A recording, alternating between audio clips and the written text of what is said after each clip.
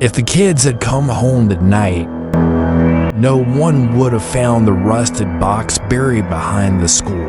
But they didn't, and now the town knows too much.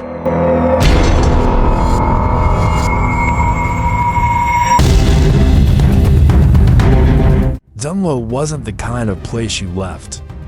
It was the kind of place you got stuck in one gas station. 2 bars, 3 churches, no mall, no movie theater, and no one really famous. Unless you counted the guy who once appeared in a fishing commercial.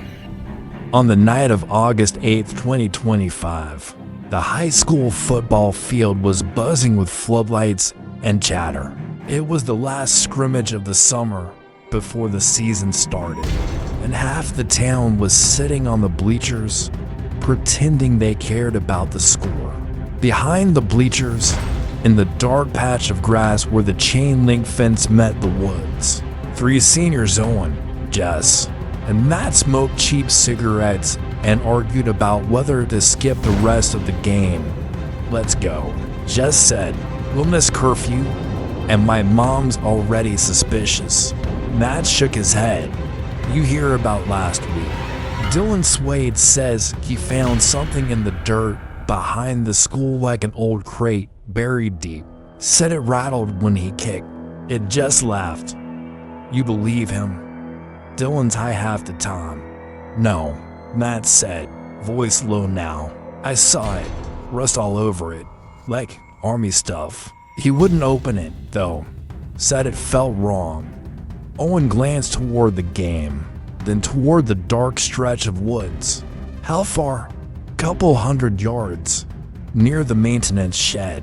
They went. The field noise faded behind them. The night air smelled of pine and damp earth, and their flashlights cut narrow cones through the trees. They found it half buried under roots and leaves, big enough to be a coffin, but flatter, like a weapons crate from an old war movie. The wood was warped with age, the metal bands flaking orange rust. Matt crouched and tapped it with his knuckle. A hollow thud answered. "That's it," Jess said, already backing up. "We saw it. Cool. Let's go." But Owen had dropped to his knees. "Help me dig." It didn't take long. The dirt was soft, like it had been disturbed not long ago. They cleared the top and sides until Matt could wedge his fingers under the lid. The hinges screamed when they opened it. Inside, wrapped in rotting canvas, lay 3 objects. None of them looked like anything they'd seen before. The first was a long, black knife, its blade pitted, but still sharp. The second was a pistol, small and heavy, the barrel choked with something dark. The third was harder to describe, a metal rod carved with strange lines, ending in a pointed tip. Owen reached for the knife. Jess turned and ran. By Monday morning, Dunlow was a town holding its breath. The official line was probably a runaway, but no one bought it. Owen wasn't the type to disappear, and Matt's mom was the kind who called the police if he missed breakfast. Jess kept quiet about what they'd found every time she thought about telling. Her throat tightened, like the words wouldn't come. But on Tuesday, Sheriff Burke came knocking. "Just a routine follow-up," he said, standing on her porch in the heavy August heat. "You were the last one to see them." Jess hesitated. "At the game. They said they were going behind the bleachers for a smoke. That all." She nodded. He didn't believe her. She could tell. That night, Jess dug through old newspapers in her dad's garage. She wasn't looking for anything specific, but the headlines jumped out anyway. May 14th, 1993. 3 students missing after senior bonfire. October 2nd, 1981. Pair of brothers vanished near Dunlow High. November 23rd, 1964. Search called off. For missing teenager. Pattern hit her hard. Every few decades. Always near the school. Always teenagers. The photos were grainy, But there was one detail she couldn't unsee. Every group had a picture taken the night they vanished, and in the background, behind the smiling faces, the woods looked the same. Unchanged. Jess decided to visit Dylan Sway, the kid Matt had mentioned. She found him in his mom's driveway, leaning against a beat-up sedan, smoking. "I heard you found something behind the school," she said. He stiffened. "Who told you that, Matt?" Before she trailed off, Dylan's eyes darted toward the tree line. "I didn't find it. It found me." "What does that mean?" He glanced at the house, lowered his voice. "It wasn't there one day, and the next it was like the ground spat it out.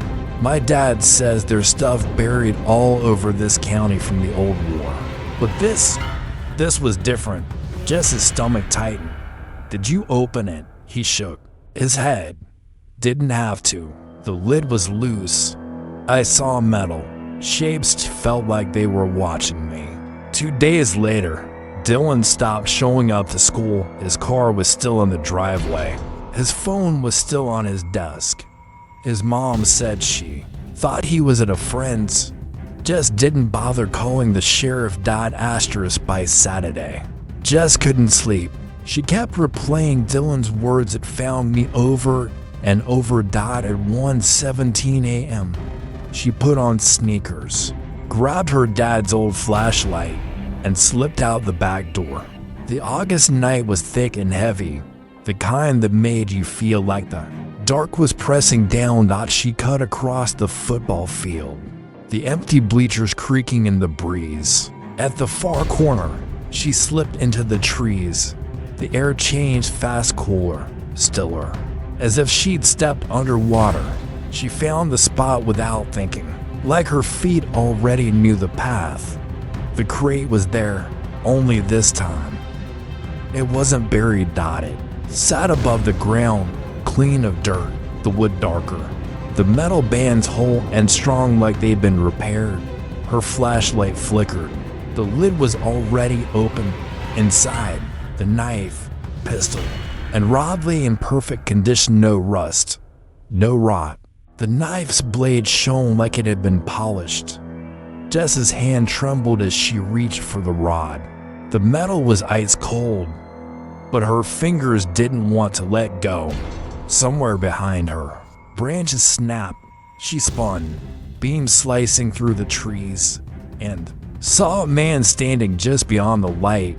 Not quite a man, too tall, too thin. His head cocked at an unnatural angle. His face was shadow, except for the gleam of something metallic along his jaw. Her heart pounded.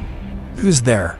The figure didn't move, but the ground under her feet began to hum, a low vibration climbing her legs.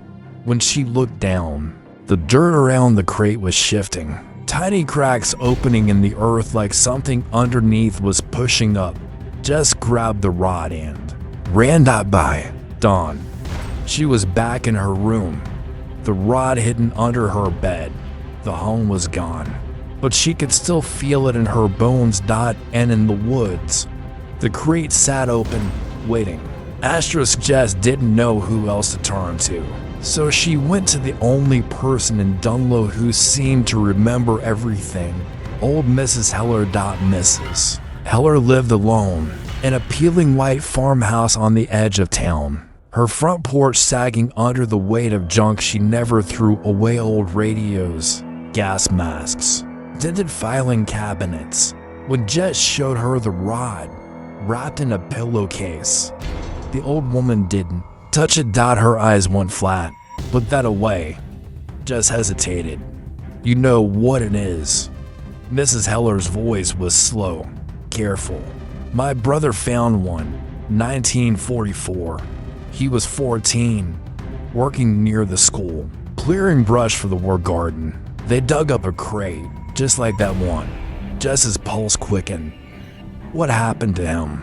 Mrs. Heller looked past her, toward the fields. 2 days later, he was gone. So was the boy who'd helped him dig. They never found their bodies, but they found the crate again in 1964 after the next disappearances. It always comes back, always with the same three things inside. Just felt cold. Why? The old woman leaned forward. Because it's not from here. The knife cuts without dulling. The gun fires without bullets. But the rod, she stopped, her mouth tightening. The rod opened something. I don't know what. No one's ever opened it twice. Just swallowed. So how do I get rid of it? You don't. Mrs. Heller's gaze hardened. Listen to me. If you keep it, they'll come for you. If you bury it, they'll come for you. The only way to be free of it is to pass it on to someone else. Jess's stomach turned. That's sick. Mrs. Heller didn't blink. So staying alive. In this town, that night, Jess lay in bed with the rod under her mattress. She thought about Owen, Matt, Dylan, and all the others from those faded newspaper clippings. She didn't want to believe Mrs. Heller, but when she closed her eyes, she dreamed of the tall man in the woods, only this time. He was standing at the foot of her bed. Asterisk by Thursday night, Jess had stopped pretending she could ignore it. The rod was changing. The carvings along its length seemed deeper now, the lines shifting slightly when she looked away. Like the pattern was learning something. That night, the hum returned louder than before. It wasn't in the ground this time. It was coming from the rod itself. At 2:03 a.m. She sat up in bed, sweating despite the cool air. She didn't remember deciding to, but she found herself walking out the door, rod in hand. The football field was empty. Washed in pale moonlight, the woods loomed. Black at the far end. And the crate was there, exactly where she'd left it. Owen stood beside it. So did Matt and Dylan. They were pale to pale, their eyes reflecting the moonlight like an animal's. They didn't speak, but all three lifted their hands and pointed at the crate. Just step closer, heart pounding. What do you want? They spoke together, voices layered and hollow. Open it. The rod burned cold in her hand. She dropped to her knees, the carvings fitting perfectly into grooves on the crate's lid she hadn't noticed before. The hum grew into a roar. The carvings flared with a faint, sickly green light.